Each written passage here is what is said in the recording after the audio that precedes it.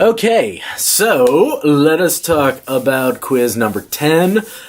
We got into mastering, and I get people asking me about mastering all the time, and I'm happy to talk to you about it. I'll give you the basics. I'll even show you how I use Ozone, how I master my own stuff, but mastering is one of those things that the concept is pretty basic and pretty easy, but the application is beyond me, right? I do it that I think well enough, but the people that are masters at mastering really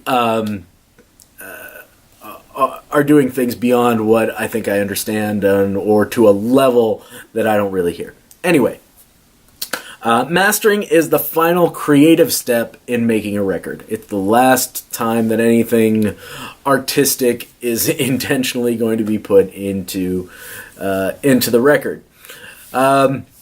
They use the same basic toolkit that we use in mixing. Compressors, limiters, and EQs. A few other things, but I would say for the most part those are what they use. There's not going to be a whole lot of time-based effects, except perhaps if you count like phase alignment and some of the inverting stuff. But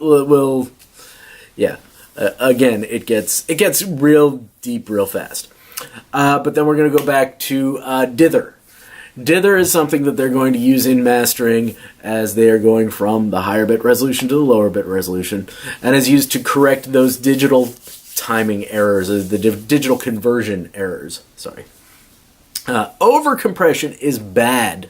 Overcompression is bad because it causes distortion.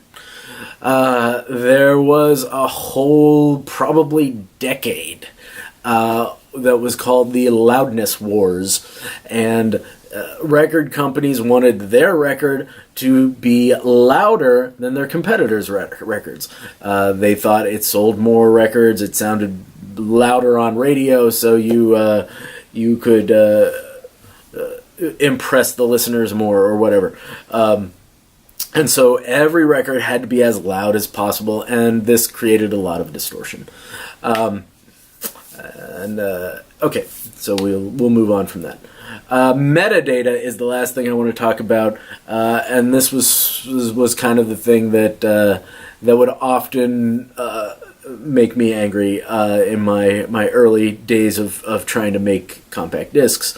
Metadata is the non-musical data, non-musical information included in your track, right? Where in the bad old days you could burn CDs. That was fine. They looked just as shiny as the ones that I bought wherever it is that I was buying CDs. But I would put them into my car, and no matter how many times in iTunes I wrote that this song was by Sam Ortolano and it was called this, it would always come up, track 1, number 1, artist unknown. And I didn't know why. And that was because of the metadata. Anyway, very good. Thank you very much. I hope you enjoyed, and stay meta.